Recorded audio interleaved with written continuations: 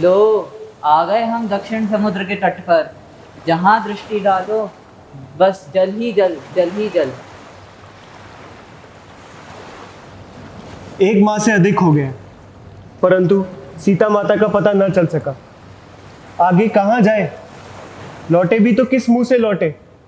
वानर राज से क्या कहेंगे? निराश ना हो युवराज अंगद। जामवान जी, हनुमान जी, मैं आप सबसे छोटा हूं, मगर इस दल का नायक मुझे ही बनाया है। मेरा आप सबसे यह आदेश है, आप सब लौट जाइए। मैं यही अनशन करके अपने प्राण त्याग दूंगा। कौन प्राण त्याग रहा है भाई? जल्दी मरो, कई दिन हो गए भोजन नहीं किया। देखा देखा आपने हनुमान जी, प्रभु श्री राम के ऊपर गिद्धराज जटायु ने जो उपकार किया, उसका बदला आज मुझे चुकाने का अवसर मिल रहा है, इस गिद्ध का भोजन बनकर। क्या नाम लिया तुमने? जटायु? जटायु तो मेरा भाई है। तुम जटायु को कैसे जानते हो? कैसा है मेरा जटायु? मुझे सब बताओ। पक्षीराज, महात्मा जटायु अभी संसार में नहीं रहे। श्री राम की पत्नी माता सीता की रक्षा करते हुए दुष्ट राक्षस रावण द्वारा उन्हें वीर गति प्राप्त हुई है। उन्हीं सीता माता को खोजते हुए हम यहाँ आए हैं। ओह जटायु, मेरे भाई! वानर वीरों, मैं तुम्हारी सहायता कर सकता हूँ। गिद्ध की दृष्टि अपार होती है। मैं अभी देखकर बताता हूँ कि ये दुष्ट राक्षस देवी सीता को कहाँ ले गया है। सामने देखो, 100 योजन की दूरी पर समुद्र के बीच त्रिकूट पर्वत पर भव्य नगरी लंका में देवी सीता एक वृक्ष के नीचे बैठी है। तुम लोग लंका जाओ, वहां देवी सीता के दर्शन होंगे। पक्षीराज, आपने तो हमारी यात्रा सफल कर दी, आपका बहुत बहुत आभार। जामवान जी, सीता माता का पता चल गया, सीता माता का पता चल गया। हाँ कुमार अंगद, इस समुद्र को पार करके लंका जाएगा कौन? मैं 100 योजन तक छलांग लगा सकता हूं, मगर लौटते समय वह शक्ति रहे न रहे, इसमें संशय है। मैं 70 योजन तक की छलांग लगा सकता हूँ। मैं चला जाता, परंतु मैं बूढ़ा हो चुका हूँ। केवल 90 योजन तक ही जा सकता हूँ। हनुमान जी, आप क्यों चुप हैं? मैं? हाँ कपिश्रेष्ठ, तुम बल में स्वयं श्री राम एवं वानर राज सुग्रीव के समान हो। तुम्हारे अंदर देवताओं की शक्तियां भरी हुई हैं। तुम यह समुद्र तो क्या, देवलोक तक पार कर सकते हो। श्री राम का कार्य सिद्ध करने के लिए ही तुम्हारा जन्म हुआ है वायुपुत्र। तुम अपने बल को पहचानो। उठो हनुमान, उठो उठो हनुमान, उठो, तुम अपने बल को पहचानो।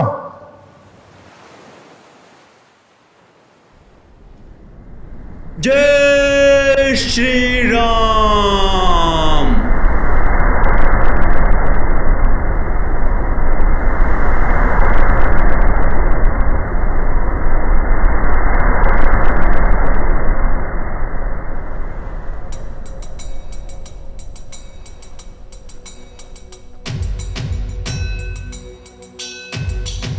जैसे रामचंद्र जी का छोड़ा हुआ बाण वायु वेग से चलता है, उसी प्रकार मैं लंका जाऊंगा। यदि जनक नंदिनी सीता जी को नहीं देखूंगा तो इसी वेग से स्वर्ग चला जाऊंगा।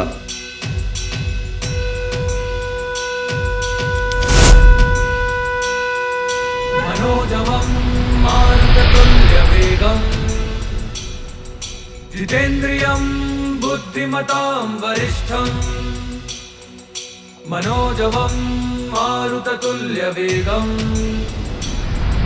जितेन्द्रियं बुद्धिमतां वरिष्ठं। वातात्मजं वानरयुद्धमुख्यं श्रीरामदूतं। अरे, ये समुद्र के बीच पर्वत प्राकृतिक है या बाधा? हे कपि श्रेष्ठ, मैं मैनाक पर्वत हूँ तथा सागर देव की आज्ञा से आपकी सेवा करने आया हूँ। मेरे शिखर पर उतरकर कुछ देर विश्राम करके आगे की यात्रा करें। आपसे मिलकर प्रसन्नता हुई मैनाक, आपका धन्यवाद। किंतु जिस राम कार्य सिद्धि के लिए मैं जा रहा हूँ उसे अतिशीघ्र पूरा करना आवश्यक है। अतः अभी आप मेरे स्पर्श को स्वीकार करें।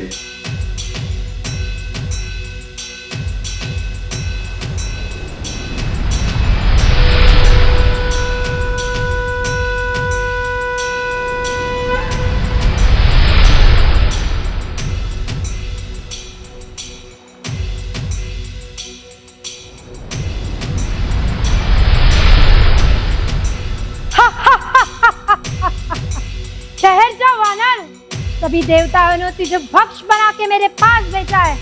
अंत में तुझे खा जाऊंगी। चल मेरे मुंह में प्रवेश कर। देखो, मैं श्री राम कार्य सिद्धि के लिए लंका जा रहा हूँ। अभी मुझे माता सीता का पता लगाना है। एक बार श्री राम को माता सीता का समाचार दे दूं, फिर मैं तुम्हारा भोजन बनने आ जाऊंगा। वचन देता हूँ। चपल वानर, मुझे वर मिला है। मेरे मुंह में प्रवेश किए बिना कोई भी आगे नहीं बढ़ सकता, तो तुझे एक बार तो मेरे मुंह में प्रवेश करना ही पड़ेगा। अच्छा, पर मुझ जैसा महावानर तुम्हारे इस छोटे से मुंह में कैसे प्रवेश करेगा? अगर मुझे ग्रहण करना है तो अपना आकार विस्तार करो।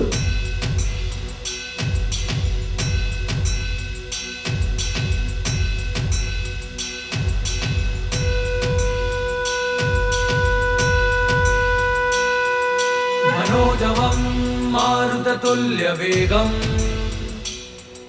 जितेन्द्रियं बुद्धिमतां वरिष्ठम् मनोजवं मारुततुल्यवेगम्। लो, मैंने अब तुम्हारी इच्छा पूरी की, अब मैं चला। बुद्धिमतां वरिष्ठम् हनुमान, तुम श्री राम के कार्य के लिए लंका पहुंचो। सफल मनोरथ हो, ये नाग माता सीता का आशीर्वाद है। मुख्यं श्रीरामदूतं शरणं प्रपद्ये श्रीरामदूतं शरणं प्रपद्ये।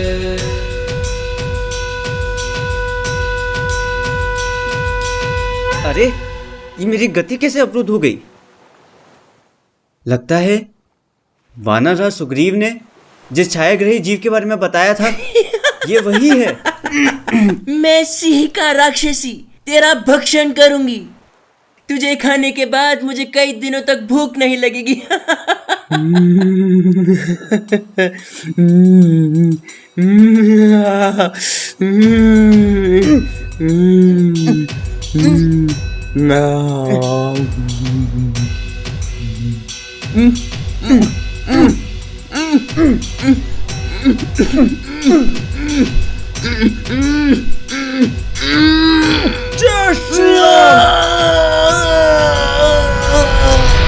मनोजवं मारुततुल्यवेगम् जितेन्द्रियं बुद्धिमतां वरिष्ठम् मनोजवं मारुततुल्यवेगम् जितेन्द्रियं बुद्धिमतां वरिष्ठम्। लगता है ये वही द्वीप है जिस पर लंकापुरी स्थित है।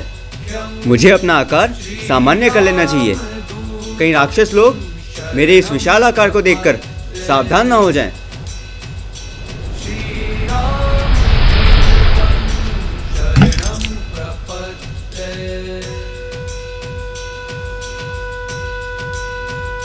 क्या ये है लंका?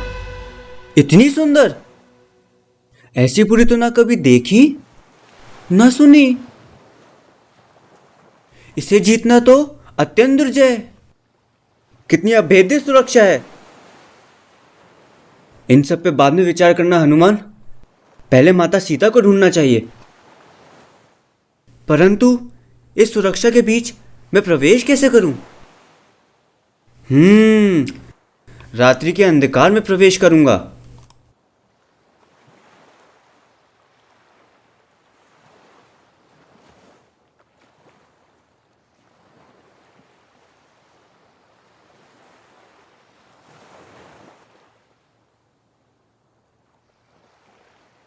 अरे वंचारी वानर, कौन है तू? किस कार्य से यहाँ आया है? ठीक ठीक बता। मेरा परिचय पूछने वाली क्रूर स्वभाव की नारी, पहले तू बता, तू कौन है? अरे मूर्ख वानर, मैं स्वयं लंका नगरी हूँ, यहाँ की नगर देवी हूँ। मेरी आज्ञा के बिना तू इस पुरी में प्रवेश भी नहीं कर सकता। आज तू मेरे हाथों से परास्त होकर इस पृथ्वी पर शयन करेगा।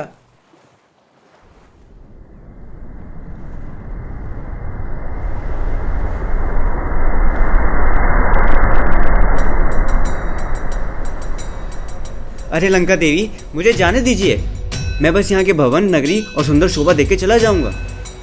अरे खोटी बुद्धि वाले वानर, मुझे परास्त किए बिना तू इस पुरी में प्रवेश भी नहीं कर सकता।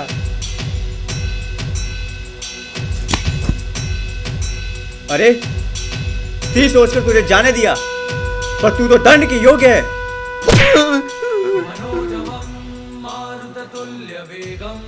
क्षमा क्षमा हनुमान जी, क्षमा। मेरी बात सुनिए, मैं अपनी पराजय स्वीकार करती हूँ। एक बार साक्षात स्वयंभू ब्रह्मा जी ने मुझसे कहा था, जब कोई हनुमान नाम का पराक्रमी वानर मुझे परास्त कर देगा, उस समय समस्त राक्षस जाति का अंत हो जाएगा। और अब सीता के कारण दुरात्मा रावण और समस्त राक्षस जाति का अंत निकट आ गया है। आप निसंकोच पुरी में प्रवेश कीजिए और अभिष्ट कार्य सिद्ध कीजिए।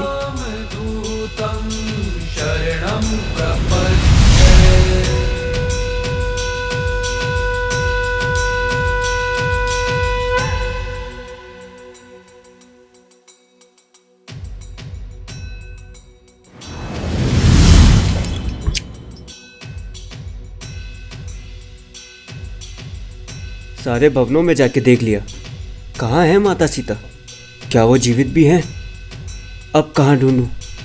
यदि माता सीता ना मिली तो प्रभु श्री राम से क्या कहूँगा? कुछ सोच हनुमान। अरे इस अशोक वृक्ष से सुशोभित वन में तो मैंने जाकर अभी देखा ही नहीं। कदाचित सीता माता वहीं मिल जाए।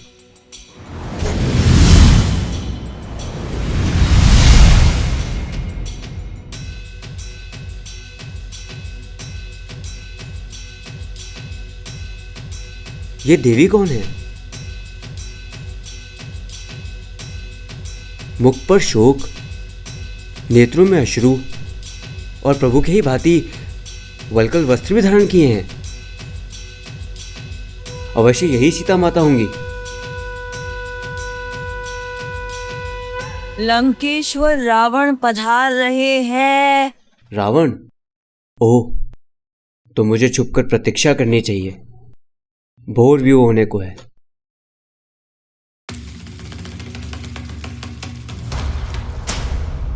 सुंदरी प्रिय,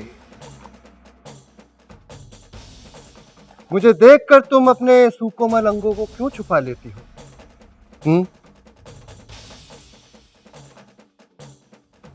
मैं तुम्हें प्रेम करता हूं।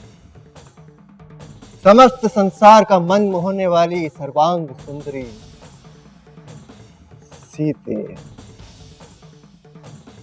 राक्षसों के लिए बल से किसी स्त्री पर अधिकार कर लेना कोई बड़ी बात नहीं है, परंतु मैं तुमसे प्रेम करता हूं। भले ही कामदेव अपने काम बाणों से मुझ पर प्रहार कर दे, फिर भी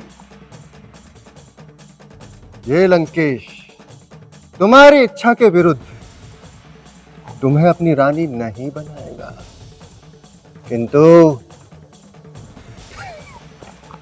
रानी अवश्य बनाएगा।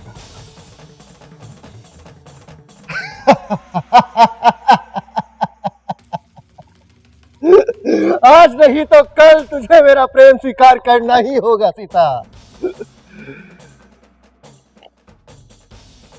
सुदर्शने, मैं तुम्हारे जिस भी अंग को देखता हूं मेरे नेत्र वहीं उलझ जाते हैं। एक बार मेरी तरफ देखो तो सही चंद्रमुखी। काले केशों वाली यशस्विनी। राम राम राम राम ना तो तप में, ना बल में, ना पराक्रम में, ना ही धन वैभव में, ना तेज और या यश से ही मेरी बराबरी कर सकता है। फिर क्यों उसके लिए विलाप करती रहती हो? रावण, तू मेरी और अपना मन लगाना छोड़ दे। जैसे पापचारी पुरुष सिद्धि की कामना नहीं कर सकता, वैसे ही मेरी इच्छा करना योग्य नहीं है। मैं एक पतिव्रता स्त्री हूं। जैसे सूर्य की प्रभा उससे अलग नहीं हो सकती, मैं भी रघुनंदन से अभिन्न हूं। श्री राम और लक्ष्मण के गंध पाकर भी तू उनके सामने नहीं टिक सकता। सीता, जैसे जैसे मैं तुझे मीठे वचन बोलता जा रहा हूं, वैसे वैसे तू मेरा अपमान किए जा रही है। तेरे लिए जो मैंने अवधि नियुक्त की है उसके अनुसार केवल 2 माह शेष बचे हैं। तत्पश्चात यदि तू मेरी शैया पर ना आए तो मेरे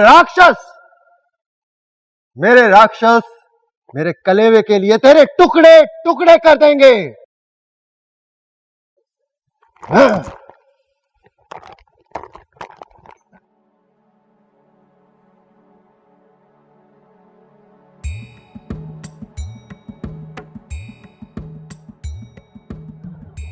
रो मत देवी सीता, ये दुख के दिन भी बीत जाएंगे।